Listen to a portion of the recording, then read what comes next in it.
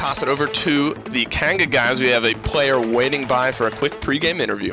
I'm here with Hades, the man behind the kangaroo. And I mean, everything has so far for your team has been pretty successful. When you were at Worlds this past year, everything looked good, but you've picked up Evil Eye, you've picked up Jera.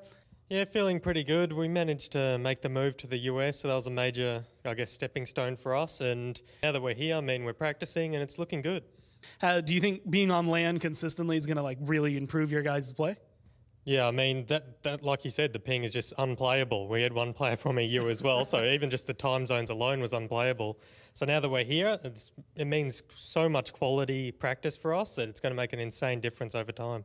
And speaking of it, there are a couple of rosters we have that have been able to pick up like an EU, an NA, and then some other region in the world. And you're one of the only other teams that have done that, ringing obviously 3 from Australia. But you picked up Evil Eye in North America, and now you have Jera as well from EU. So what was it that kind of made it when you were moving over here, you're looking at this season, what made them stand out to you? Really for us, the country of origin didn't really matter at all. We're just looking for who was the best fit, who was the most skilled player. And yeah, this is the roster we ended up with. I mean, we didn't really have a choice to actually trial them, so we're just based off skill that we knew from past events. Well, thanks so much, and good luck in your games. But with that, we'll go back to the desk before we can talk to Renegades. Hades, the Kanga coach, such a pleasant individual. Even talking about something as unplayable as ping, he just seems so nice. It's the accent. It's absolutely the accent. He could say anything you wanted to, and you'd be like, wow. Just look at him. That's so interesting. I mean, you're certainly not biased. You have no team bias either way. None whatsoever. But certainly feeling good. It seems like the Kanga roster's just happy to be here, happy to be together, excited to get that chemistry moving forward. Our last best of 7 of the day will start no other than Frog Isle. Frog You'll Isle. love to see it. Frog Isle is going to be where they have to do it. Game 1 of set number 3 here for the PPL day number 1. Let's send it on over to your casters to get things started. Thanks, Dave. Appreciate it, buddy. They've been given a vote of confidence by nearly everybody in the league, not only because they've got, you know, essentially some of the greatest names in Paladins Esports with Jera on the squad, so that veteranship, but they've got some great talent that's already proven themselves in the PPL, and you can see why here. Osirino now slamming into Shadow. Here's a Dragon Punch. That's going to claim one. Evil Eye gets going, and that's a double kill for Evil Eye. Being able to set themselves up for this and actually getting super aggressive. I love seeing that kind of positioning from an Ashen with a fast cap, the comeback mechanic, whatever you know it as. This makes it really, really solid for Kanga. Hexafire going to come through, try to find the damage that he can onto Rhino, but it's not enough to get the kill just yet, and he actually returns it onto Moonshot. And Rhino gets a little healing from Jera as well. Beautiful stuff. And Shadow's just going to blink in. He goes for the sword, blinks right back. Osirino was tracking where he was. The healing from Viral, it's super strong. We can take a look at some of the healing charts as well, because, man, he has got to be setting a pace 40,000 ahead. But he's getting all these knockoffs, man. Osirino's playing well. That knockoff on Viral. Just looking for the defense. We mentioned this earlier on Frog Isle, but admittedly, this is not a long push. It's a very short map. 50 seconds is more than enough time to die and come back and push baby. As you keep going. Oh, and that was a big present score. He got 2. Chronic's now stepping up when they need it.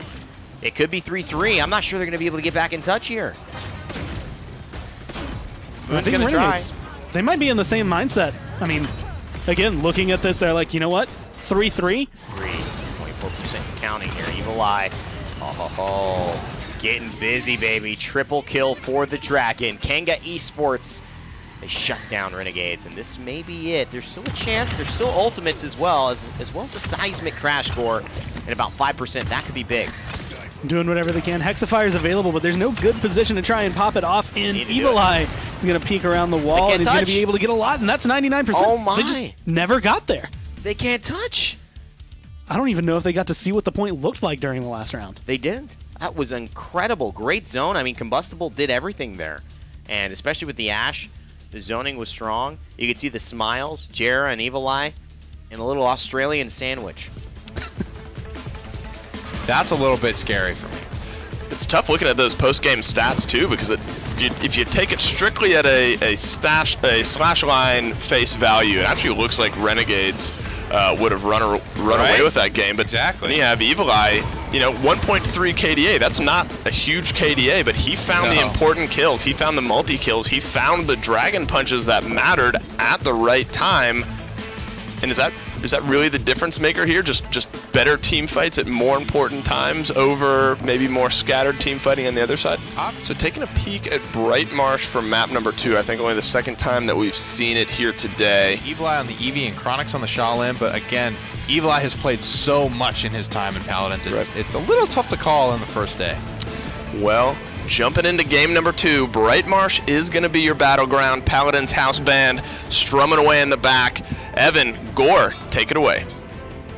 Thank you so much, Dave. It is time for game 2 here. Kanga, Renegades, Bright Marsh. That's where the battle will reside. I think can change here. Chopper looks one shot away, and he certainly is. Nice blink there. Gets on top of the ridge. It's a good fight. Shadow gets walled off. Evil Eye's going to chase it, though. I like the aggressiveness. Watch out, though. That Cassie, she does damage. Dodge roll right into a blast. You have to assume. And sometimes it does, unfortunately, do the traditional thing that saying continues on to say. I'm not going to say it for broadcast relation, but so far so good. I will say Kanga Esports have been dominant, and that was my concern about that first matchup, that maybe they just started slow, and now once they picked up the pace, there's going to be no chance between these two teams. Well, that's going to start things off and force Renegades into a bit of a weird spot. Kanga Esports have control of the map right now and control of the point. Doing whatever they can. Joel's up on the high ground in a good spot as Ruckus and has a Hexafire available. But no one on Renegades. Like, it almost feels as though they don't know the point exists. It's 75% to nothing right now, and Kanga are just keeping them locked away. I mean, this was like the first point, and this was like the point with Renegade. It is so weird. These teams just, it's almost like they give up. It's 100 or nothing. It's 100 or nothing. It's crazy. And so it's an interesting dynamic between these two teams. They're going to have to back off through time and space. Oh, beautiful wall. It actually shuts them down, but there's the Enlightenment, and Kanga Esports get taken down. Renegades, they're going to clap back and grab the victory here in game number 2 to tie up the set. Serpent Beach is going to be our third map. Jumping into game number 3 on Serpent Beach. Let's see how it plays out. But to tell us about it, here are your casters. Thank you, Dave. Thank you, Nick.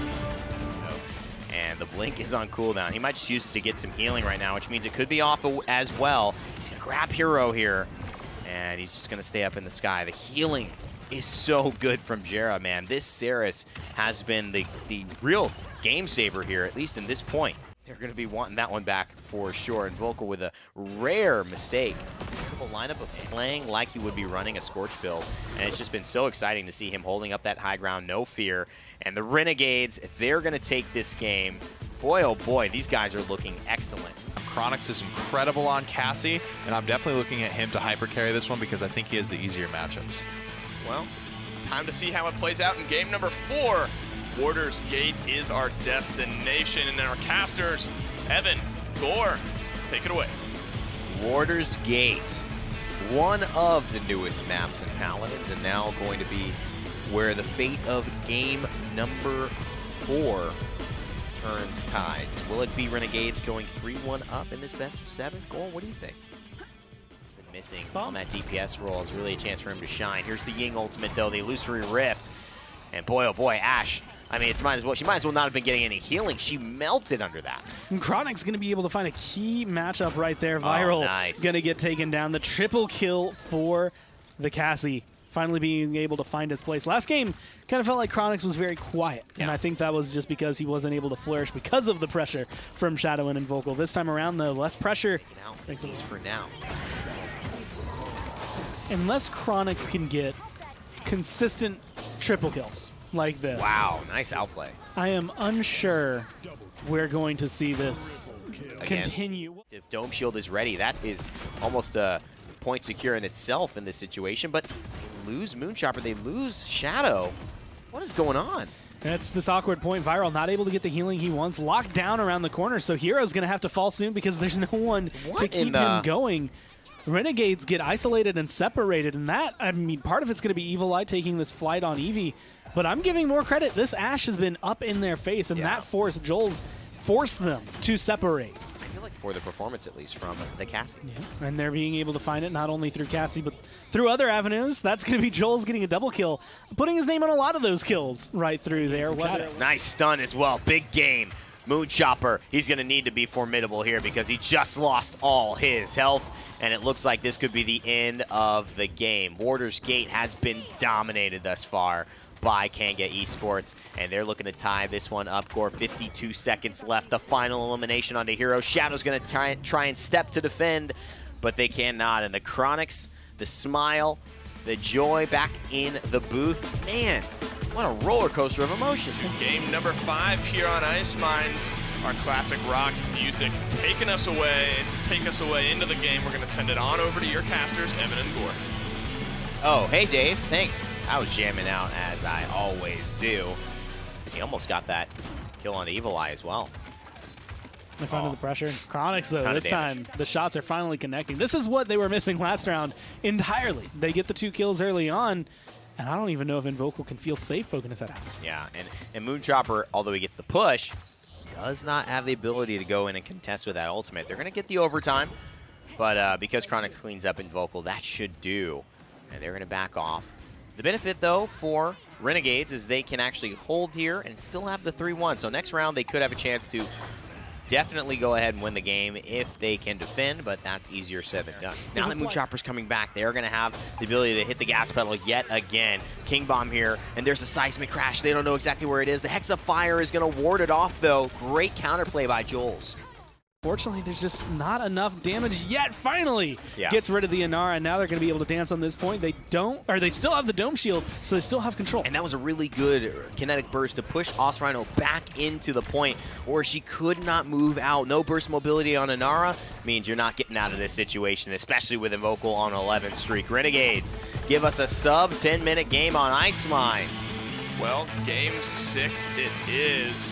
1 win stops RNG from going through. 3-2 is your scoreline, making it 4-2. Looking to make it 4-2 is RNG. Stone Keep is the map.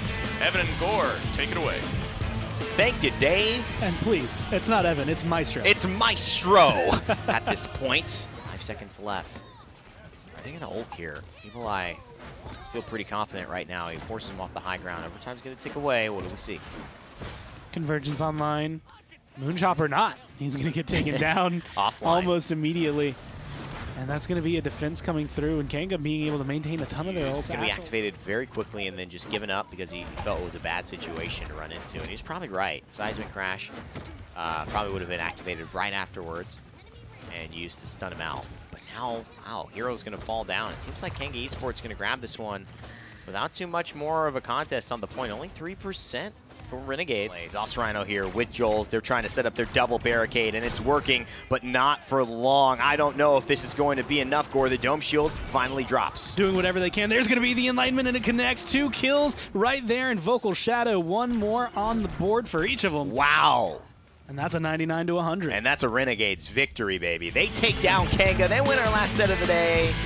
But certainly a fun set to watch. And RNG coming out on top, Renegades dropping Kanga 4-2. Any takeaways that you have on the side of Renegades? I mean, congratulations to them. They showed great resilience. I don't think anyone expected them to win today. I think everyone expected Kanga to be able to take this match. They have better performances, better historically, bigger names on the roster, right? You have the Renegades pulling up Shadow at the last minute. They're saying they have like a couple days or something like that.